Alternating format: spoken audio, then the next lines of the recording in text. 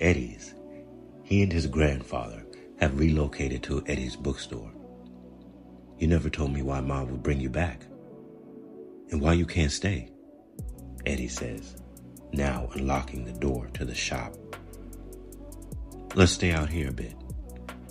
The breeze feels good, says his grandfather. Well, I suppose like any daughter, she yearned to see her father again. So you're saying Ma used the same spell to talk to you? Eddie says. Your magic made it work differently. But yes, we were able to speak to one another. His grandfather says. What kind of stuff would y'all talk about? Eddie says. Mostly advice on what was going on in her life. She was getting too comfortable, and it was time to finally let her go. I wouldn't be a good father if I didn't remind her of that. I don't belong in this world anymore. And we both had to come to that realization. He continues. So how long does this last? Eddie asks. A day? Or maybe 2? His grandfather says. Well, shouldn't we call her Granddad? Eddie asks, excitedly. You didn't hear a word I said, did you, boy? His grandfather says. And don't call me Granddad, he says. Gotta keep up pretenses. You know, I was 30 when I took that picture. He says, puffing out smoke. Ephraim, Eddie says. Eddie digresses. So what happened, Eddie? Ephraim asks. What do you mean? Eddie says. When did you start using magic? Ephraim says.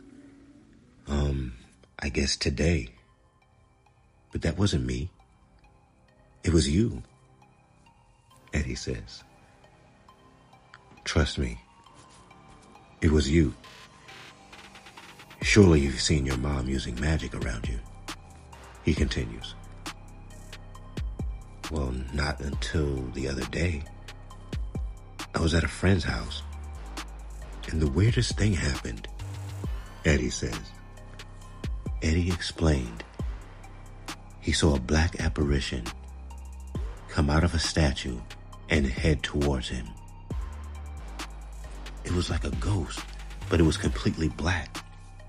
Eyes was like dark red, and he hated Caleb.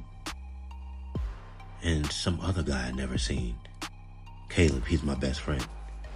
He's important somehow, Eddie says. Sounds like possession. Him inhabiting you, however briefly, awakened your magic, maybe. The universe never ceases to amaze me. Everything happens for a reason, Ephraim says. The universe, huh? Yeah, well, the universe blinded me with visions of you, Ma, and me with a wand. Eddie says. See? Ephraim replies. I mean, what are you saying? I'm a wizard or something? Why wouldn't Ma tell me that? That's impossible, Eddie says. That's a good question. Impossible? You just pulled me from the ether, boy, from a Polaroid, Ephraim says. Meanwhile, across space and time, Caleb and Soren arrive at Titan's moon, along with General Kane and King Simeon.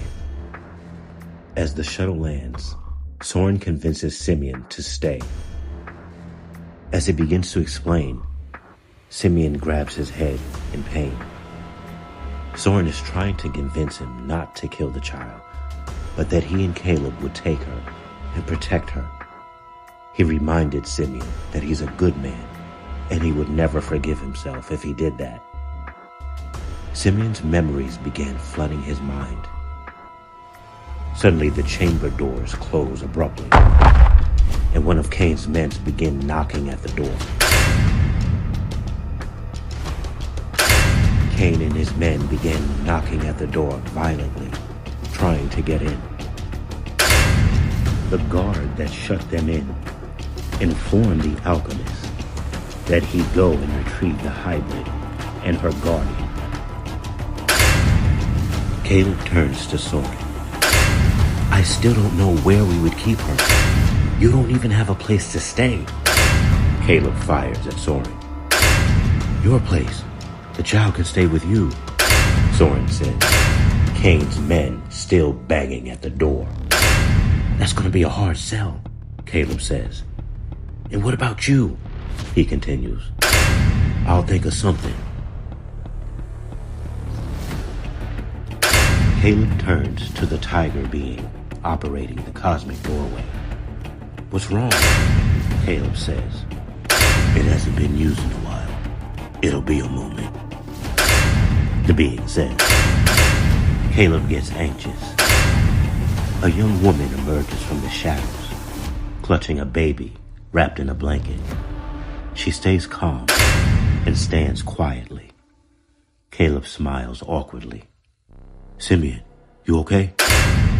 I understand, old friend. You can come with us if you wish. Sort things out in your head. Suddenly, there's a loud thud. I got it. My dad has a cabin built in the woods behind the house. You guys can stay there. No one uses it. Well, sometimes Grammy, but she'll understand. See? Soren says. I told you, we'll be fine. Immediately after that, Caleb's amulet begins to brighten, and a portal opens abruptly in the room. Caleb notices the cabin on the other side. That's it. Come on. Change of plans, Caleb says, gleefully. Caleb motions for the woman to cross over. She does. And Caleb looks back to see Soren by Simeon's side. He can't hear them, but he can see Simeon is distraught.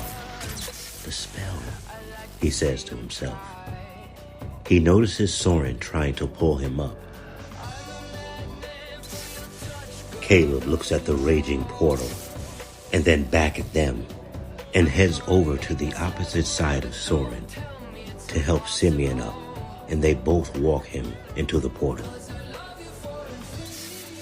The men appear at the cabin, Caleb now relieved and happy to be home again. The young woman, Eva, and the hybrid baby, Tessiah, look on. Soren and Simeon, now in human form, 6'5", bald, and still tortured by memories flooding in. You guys should be good here, Caleb says to Soren. I'll be back, he continues. Thanks, man, Soren says. Do you need anything? Caleb says. Food would be nice. Soren replies.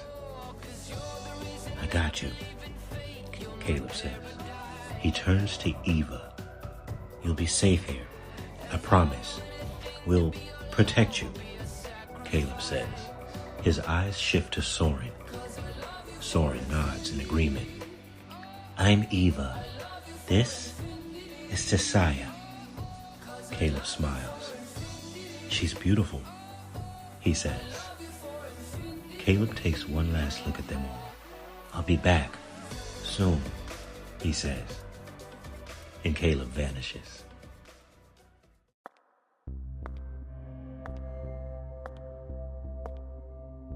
Meanwhile, at the Prestons, we find a middle-aged Ethiopian woman lurking about the Prestons' outdoor patio. She stops, and she sees Grammy and Lacey frozen in place. Hello? I know you're here.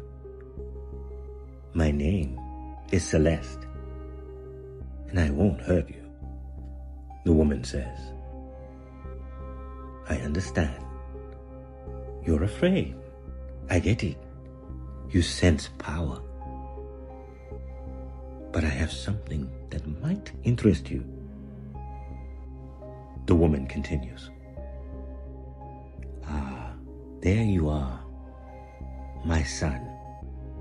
I need you to put him in a holding pattern. She says, I know your kind can do that sort of thing. She says. Adora looks on. Celeste has a home across the lake from the Prestons. She is Eddie's mother. She saw Grammy talking to a little girl and sensed that she wasn't, in fact, a little girl. And so Celeste decided to take advantage of a situation when she saw her freeze the two women. Put him in some sort of counterfeit world. Just until I can find his wand. It would seem he's now become aware of his magic, and he will begin to look for it. She says, why not wait until it calls to him? Adora says, more confident.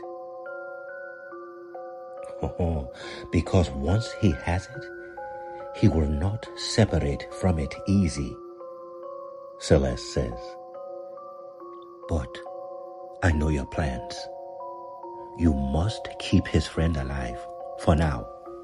This false reality will appear more genuine. They share a bond of friendship that we can use to our advantage, Celeste says, smiling. She squats to Adora's height. Deal? She says, grinning. Adora agrees. Any moment now, he'll be back. And what should we do with them? Adora says, referring to Grammy and Lacey. Celeste notices Lacey. Lacey, Celeste says, so you're back, she says, smiling psychotically. Keep them frozen. They'll interfere. Oh, and just for assurance, Celeste holds a tiny bottle up to Adora, and she gets tethered to the bottle. I wouldn't want you getting away from me prematurely. Celeste smiles, and Adora is now tethered to Celeste and waiting for Caleb.